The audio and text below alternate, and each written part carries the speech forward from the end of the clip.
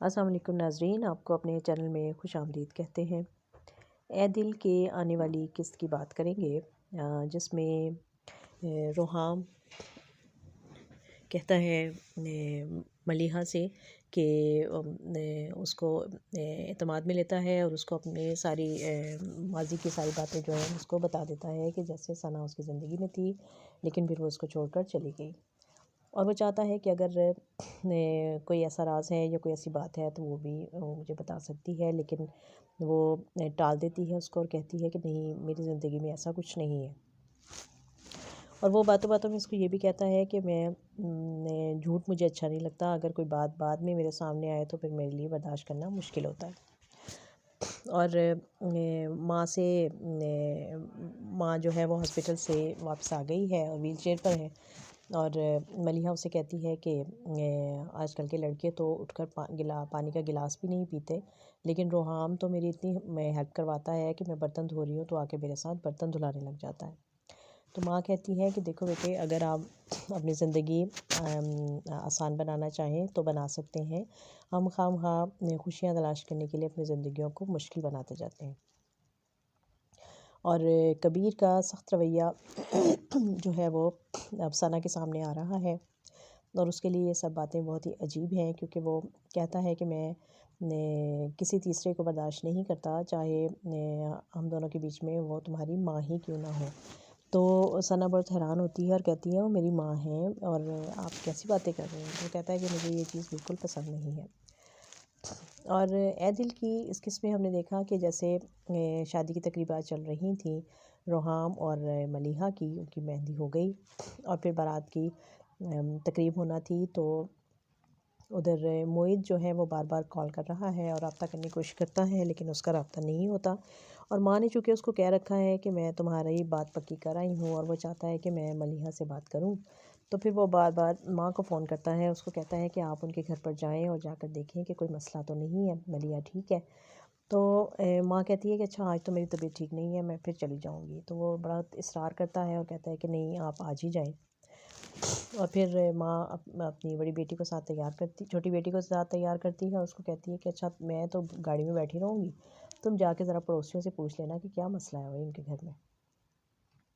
اور اسی رات گھر پر شادی کی تقریب چل رہی ہے اور معید کی والدہ اور اس کی بہن دونوں وہاں آ جاتی ہیں، اور جیسے ہی وہ اندر آتی ہے تو وہاں اس وقت نکاح ہو رہا ہوتا ہے، اور وہ یہ سب دیکھتی ہے اور پھر باہر جا کر ماں سے کہتی ہے کہ میں تو بہت بڑی آپ کے لیے نیوز لے کر آئی ہوں کہ وہاں تو اس کا لڑکی کا نکاح ہو گیا ہے۔ ماں بھی سن کر بہت خوش ہوتی ہے کہ ارے واہ، یہ تو بڑا اچھا ہوا، جان چھوٹ گئی ہماری، میں تو چاہتی نہیں تھی، تو یہ تو اور زیادہ اچھا ہو گیا۔ اور پھر بیٹی کہتی ہے کہ اب آپ وعدے کے مطابق آپ مجھے شاپنگ کروانے لے کے چلیں، اور پھر دونوں مال میں چلی جاتی ہیں، اور ان کو کافی ٹائم لگ جاتا ہے۔ جب وہ واپس گھر آتی ہیں تو بڑی بیٹی انتظار میں ہے اور بار بار انہیں کہتی ہیں کہ آپ لوگ میری کال کیوں نہیں اٹھا رہے تھے؟ وہ کہتے ہیں کیا ہو گیا، ہم لوگ شاپنگ کر رہے تھے تو پتہ نہیں چلا۔ تو وہ کہتی ہے کہ معید کے آفس سے فون آیا تھا کہ وہاں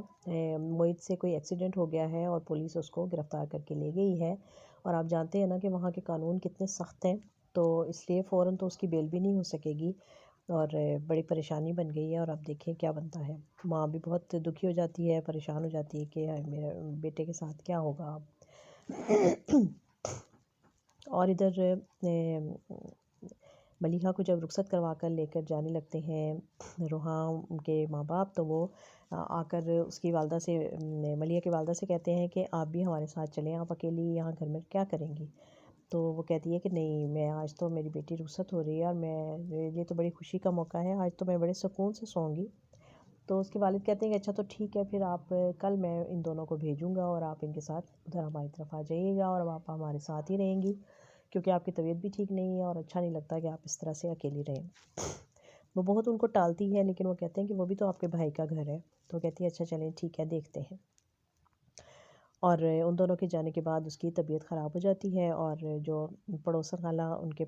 ساتھ تھیں وہ ان کو لے کر ہاسپٹل چلی جاتی ہیں۔ ادھر روحام جو ہے وہ تصور میں ثنا کو ہی دیکھتا ہے کہ وہ دلہن بنی ہوئی ہے، اور اس کو ثنا کی باتیں یاد آتی ہیں کہ جب ہماری شادی ہوگی تو ہم یہ کریں گے، ہم وہ کریں گے، تو مجھے ایسا گفٹ دینا۔ تو ماں جب اس کو ایک انگوٹھی کی ڈبیا پکڑاتی ہے کہ یہ تم دلہن کو منہ دکھائی میں دو گے، تو وہ لا کے اس کے پاس رکھ دیتا ہے اور اس کو کہتا ہے کہ بعض دفعہ حالات جو ہیں وہ ہمیں ایسے رشتے نبھانے پر مجبور کر دیتے ہیں کہ جو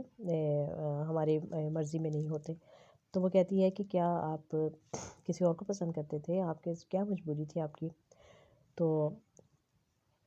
اتنے میں وہ اٹھ کے کمرے سے باہر چلا جاتا ہے اور اس کے والد جو ہیں وہ اپنی بیوی سے کہتے ہیں کہ کال آئی ہے کہ اس کی ملیحہ کی والدہ کی طبیعت ٹھیک نہیں ہے اور انہیں ہاسپٹل میں ہے، تو ہمیں انہیں لے کر جانا ہوگا وہاں. اور پھر سب ہاسپٹل چلے جاتے ہیں اور رات بھر ملیحہ اور روحام وہیں رکتے ہیں اور ماما واپس آ جاتے ہیں. اور پھر نیکسٹ ڈے وہ لوگ ناشتہ لے کر اور اس کے لیے یخنی لے کر آتے ہیں. تو ماں کی طبیعت کچھ بہتر ہو جاتی ہے اور وہ اٹھ کے بیٹھ جاتی ہے اور وہ ان فیملی کے ساتھ بڑی مطمئن ہے اور خوش ہے کہ وہ بیٹی کا بہت خیال رکھ رہے ہیں اور اس کا احساس کر رہے ہیں اور اس کی بیماری میں بھی اس کا دھیان رکھتے ہیں. اور پھر وہ